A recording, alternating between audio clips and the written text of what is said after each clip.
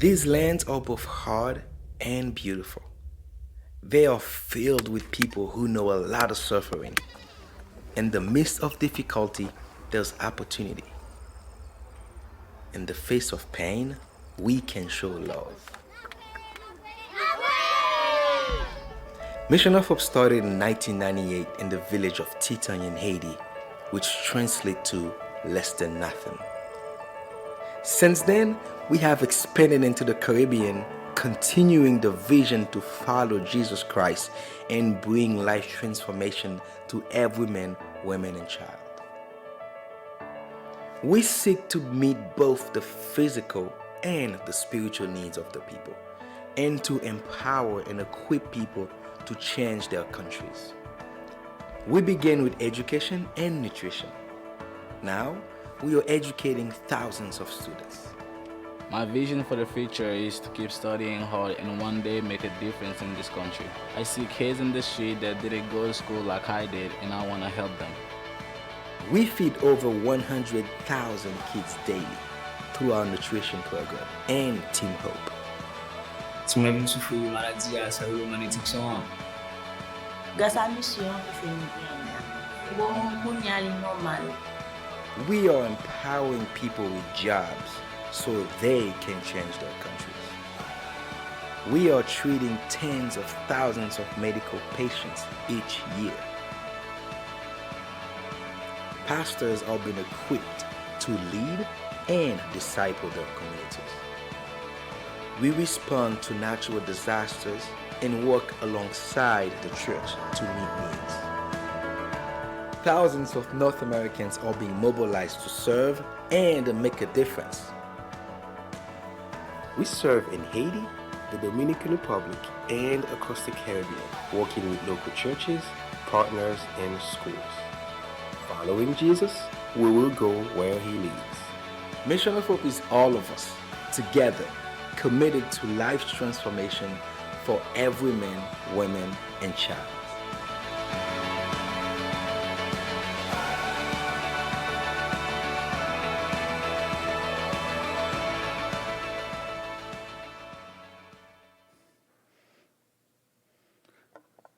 Good morning.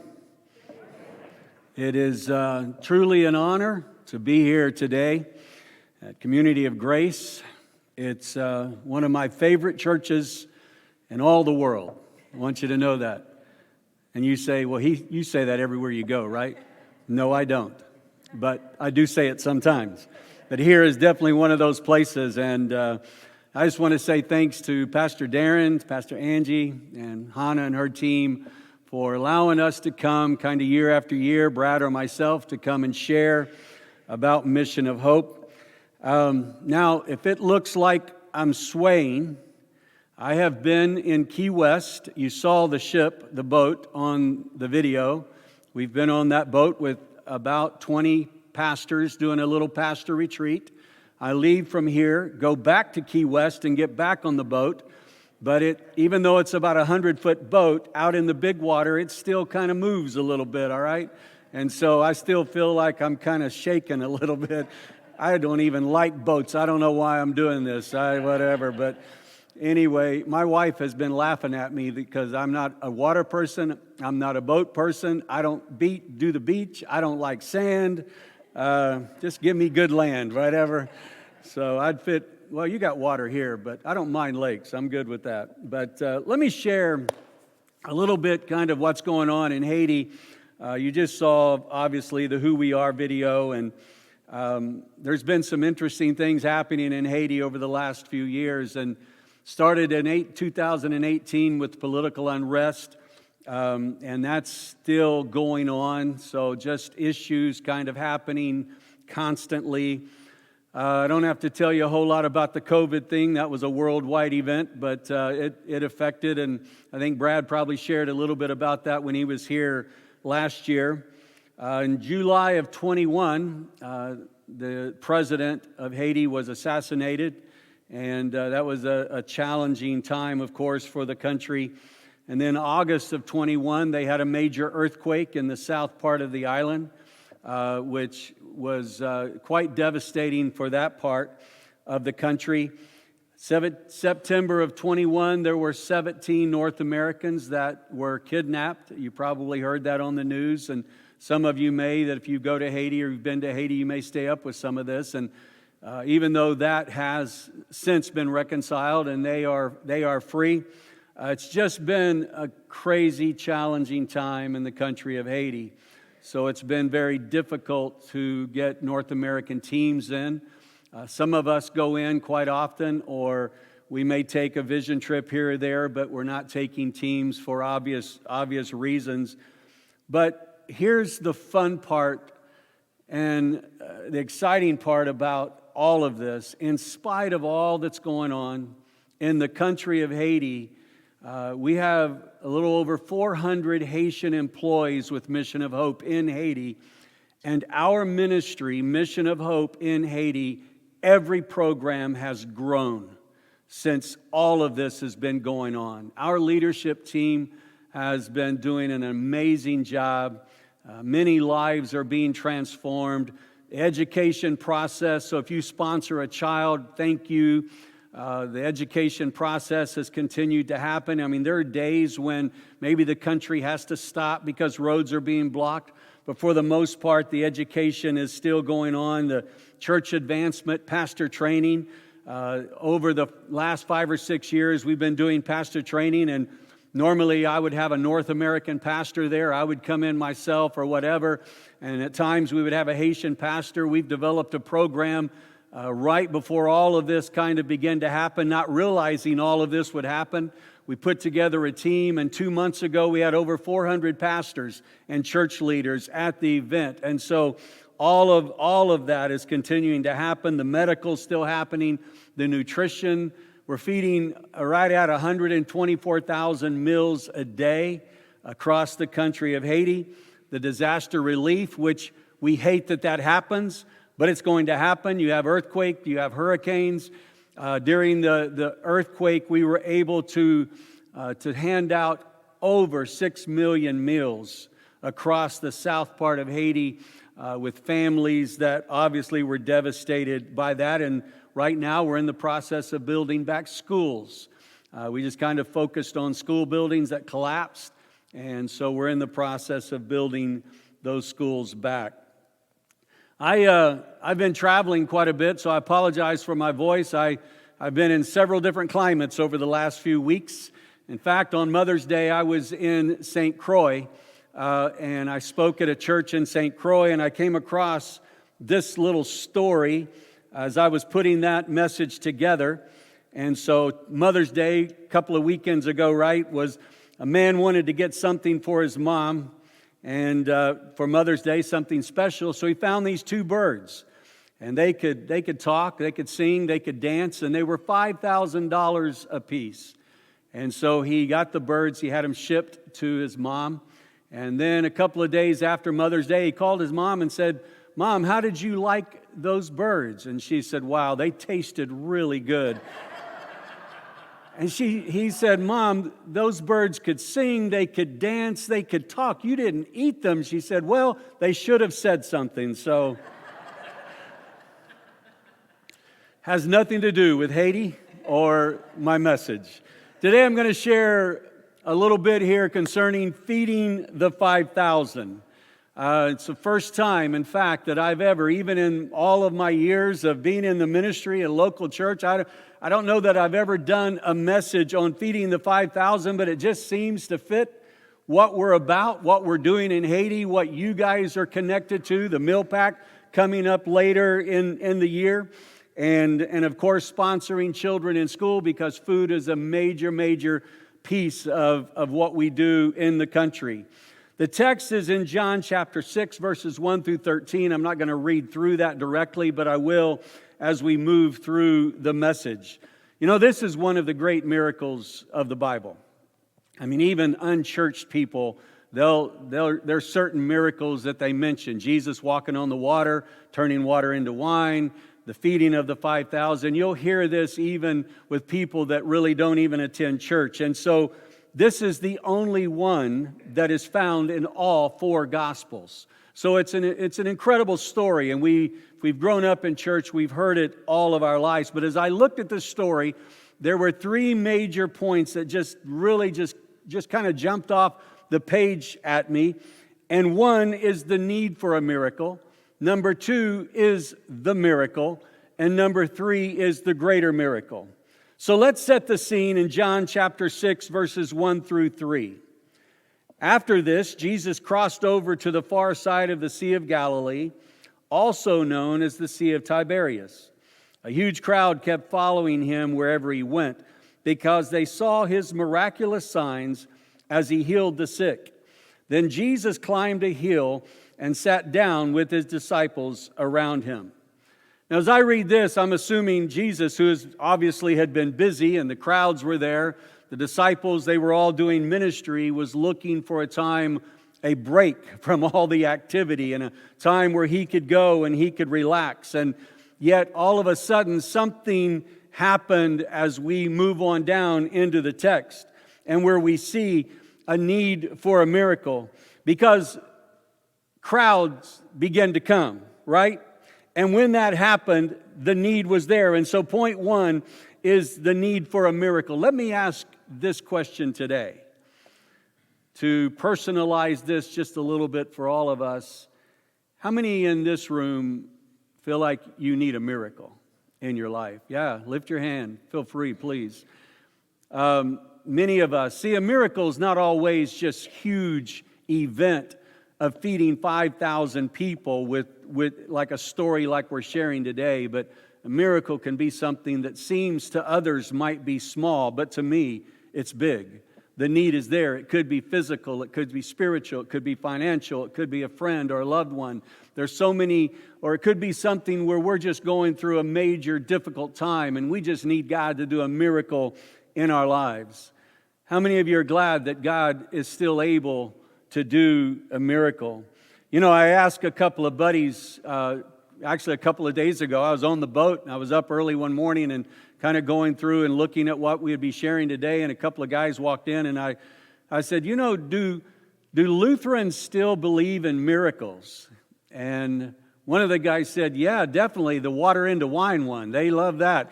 And these were Southern Baptist guys, just so you know. Just so I don't know if they were kidding or what, but I thought, what a great statement. I kind of like that story too. But you know, the need for a miracle, it's all around us. In John chapter 6, verse 5, it said, Jesus soon saw a huge crowd of people coming to look for him. Turning to Philip, he asked, where can we buy bread to feed all of these people? See, Jesus saw the crowd and he quickly responded. He saw the need and he quickly began to think, we have to do something. And let me just stop and apply this to us as believers. How many of us are willing to open our spiritual eyes and see the need? I mean, that's what Jesus is all about, right? And so as Jesus lives inside of us, no matter where we are, whether it's right here in White Bear Lake or it's in Haiti or wherever, to be able to open our eyes and our hearts and to see the need, and then to know that with God's help that we can do something about it. But Jesus saw the crowd, and you know, sometimes these opportunities of ministry can kind of mess up the moment. See, Jesus again was there to rest and to catch a break a little bit and maybe spend some time with his disciples, but all of a sudden they look up and there's this crowd beginning to come. And not just a crowd, but it was a sizable crowd of over 5,000 people. And you've heard that story. But then Jesus turned to Philip and asked the question, what are we going to do? Where are we going to get food to feed all of these people? Now then, verse 6, and I always, as I read this, again, I was a little unfair that he was picking on Philip a little bit. We could probably look at a lot of reasons why, but it says in verse 6, he was testing Philip, for he already knew what he was going to do. Wow, what a powerful statement. You that raised your hands a little bit ago, I just want you to know that Jesus already knows what he's going to do. Now, it may take some time, there may be a process, but Jesus already knows as you open your hearts and your lives to him within that event or that situation that he is there to minister to you. But he already knew. See, sometimes the need is bigger than any kind of plan that we can come up with. They, right here in this story, they needed a miracle. But note Philip's answer in verse 7. Philip replied, even if we worked for months, we wouldn't have enough money to feed them. I mean, they've got a problem. I mean, even if there was a Walmart in the area, it wasn't going to be enough food to feed over 5,000 people, 5,000 men, plus women and children. Well, maybe he asked Philip because he was that person that just simply stated the obvious. I mean, Philip just said it. Boom, we got a problem. If we work for a year, we can't even come up with enough money to really feed these people that are coming. You know, as a church or as a ministry in the natural, let me say there will never be enough money to take care of all the needs. Why? Because when you take care of this need, there's going to be another need. When you take care of that, even in the church or in ministry, or even many times in our families, in our own lives. Let me give you an example of Mission of Hope. As I mentioned, we feed 124,000 meals a day across the country of Haiti. But today we have a list of over 60,000 children that we can't feed because we don't have the funds, we don't have the food to be able to share. The UN just released a report concerning Haiti saying that from March 2022 to June 2022, there will be 4.5 million people in food insecurity, 1.3 million in food emergency, meaning they have no clue where their next meal is going to come from. Haiti is at a place where it's one of the most challenging times in the history of the country. And I share that not just as a negative, it's a tough time. But at the same time, letting us know there's always going to be need, no matter what we do. And so as we remember that, even in our own lives, we continue to walk, we continue to minister, we continue to love, we continue to do what God has called us to do, but yet we're going to continue to confront needs as we move and travel through life. Well, let me give you a story about Mission of Hope. In the early day, when I first became a part of Mission of Hope, this goes back to January of 2000, the mission was less than 2 years old. And there was never, trust me, I thought those days would never come to an end. There was never enough money, but somehow God just constantly provided, even as He continues to do so today. And I remember connecting with an organization that is in Oklahoma City, where I live, called Feed the Children. Some of you may have heard of them. We met them. I had known the founder, and he had been a good friend of mine. And they, through a process of things that happened, began to bless us with containers of food and begin to give us $15,000 a month. Now, as a young ministry, I can't even tell you that was dance time, right? $15,000 a month was significant within our budget, but all of a sudden, it was like we had enough for the moment. But then as the ministry continued to grow, we still then began to see, as we had widows and orphans to feed and kids to educate and so many other things that we do, it was like what Jesus was dealing with. The crowds kept coming. So they gave us $15,000 for 3 years. Man, I would go, and I was the office at that time. It was just me, all right? It was Brad and Vanessa in Haiti, and I was in Oklahoma City, and so we had a P.O. box, and I would go to that P.O. box the 15th of every month. And if it was late, man, I would start sweating. Just the natural man. It was like, oh no. And then one day I went, and it was late one day, 2 days, 3 days. And finally on the third day, I picked up my phone and I called Feed the Children, and I said, hey, that check is still not here. And they proceeded to tell me that last month's check was your last check. Now I have to figure out how to call Brad and tell him. And, I'm thinking the obvious was we have a problem. And the obvious was we're in a great need of a miracle. See, going back to Philip's answer again in verse 7, I will finish that story, so stay with me. But going back to his words, it would take more than half a year's wages to buy enough bread for each one to have a single bite. He expressed how big the need was. And that leads us to point number 2, the miracle.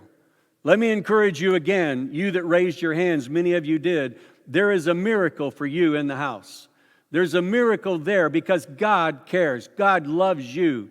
He cares about what we're facing and we're dealing with in life. But verses 8 and 9 of John 6 says this, Then Andrew, Simon Peter's brother, spoke up. There's a young boy here with 5 barley loaves and 2 fish. But what good is that with this huge crowd?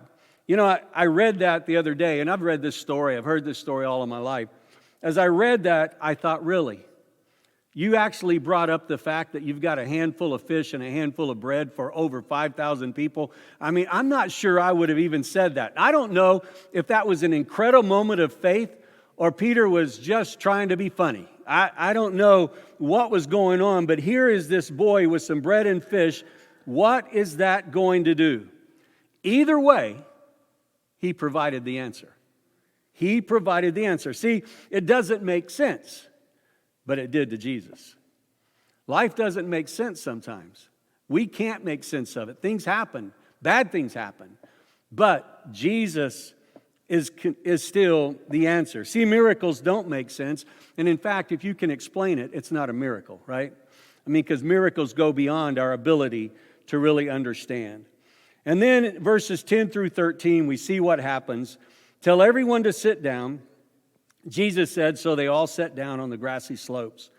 The men alone numbered about 5,000. Then Jesus took the loaves, gave thanks to God, and distributed them to the people.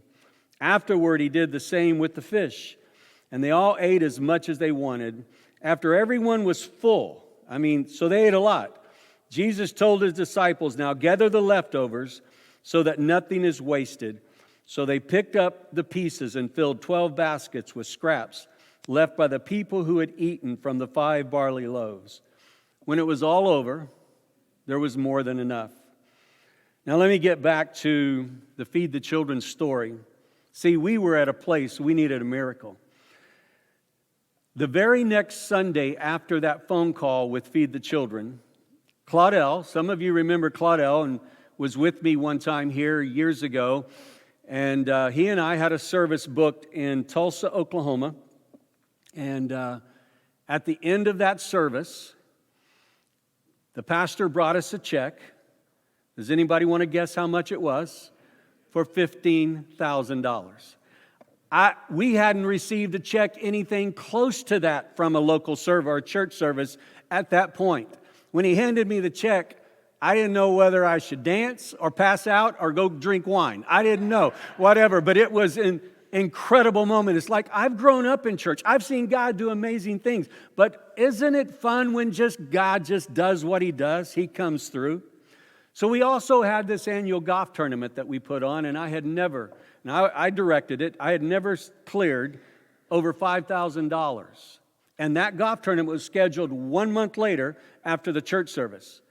And we cleared $20,000. We didn't even touch $20,000 after that. We went right back to the 5. But then it gave us some time for other donations to come in. And at the end of the day, again, there was enough because God came through and blessed us. So, God does perform miracles. The need for a miracle, the miracle, and point number 3 is the greater miracle.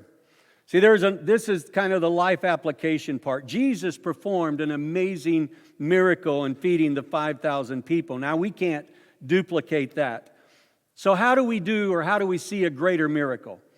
In John chapter 14, verse 12, I tell you the truth, anyone who believes in me will do the same works I have done, and even greater works, because I'm going to be with the Father. How does this work? Jesus fed over 5,000 people that day. It was one major event. But all of us together, doing our part. See, churches like you and across the U.S. and people like you that give and sponsor kids and make donations to Mission of Hope. Today, we feed 124,000 meals every day. That's the greater miracle. Much ministry can happen when all of us together, we can do our part. You as a church, you as individuals in this church, you working together can have impact in this community, in the U.S. or in other parts of the world. Why? Because we're coming together. Jesus, when he was on earth, was one. We are many across this world. And so today, thank God that we can be a part of the greater miracle. But today, I want to share what's on the table. So we have 16,000 children. Mission of Hope started with 260 kids back in 1998. Today, we have over 16,000 children in our education program. Many of you have sponsored kids and letting you know those kids are doing well, they're going to school. But we still have about half of those 16,000 that need to be sponsored. And so we're asking you to be a part of the greater miracle. Every person adds to the numbers that have sponsored from the founding or the beginning of Mission of Hope to today in churches all across the country. And so thank you. Thank you. It's because of churches like you, people like you, that Mission of Hope continues to get to do what God has called us to do. And the ministry is growing in spite of all the challenges.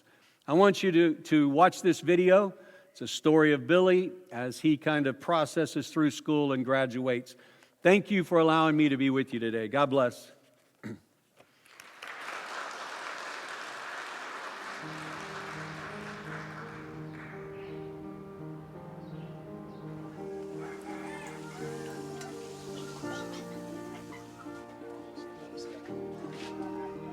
I have 4 brothers and 2 sisters.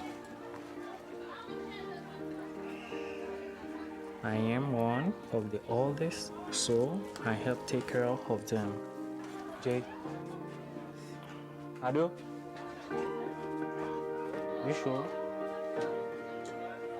When I was young, my mother died.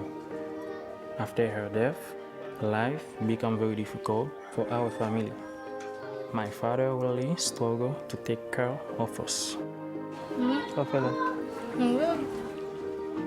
I knew that education was the best way to change my life, but we did not have money to pay for school. Thanks to a sponsor at Mission of Hope, I have been able to pursue an education. This is my final year of school. I like math and physics the best. One day, I want to be an engineer and help build new and beautiful buildings for Haiti. When I was in the 10th grade, I had the opportunity to meet my sponsor in person.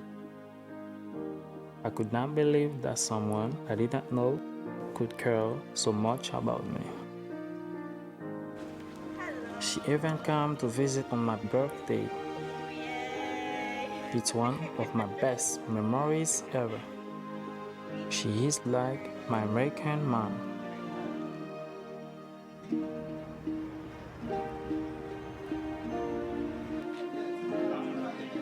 Today is my graduation. Today is a wonderful day. I will be very proud to graduate this year, but I will miss my friends who have been like brothers.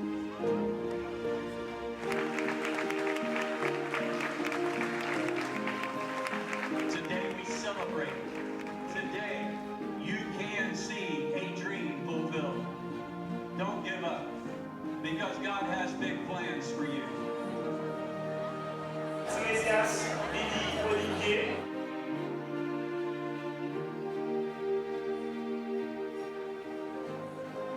I have been waiting for this day for a long time. I'm thankful for the people who helped me get here. My father and all my family, my sponsor and God.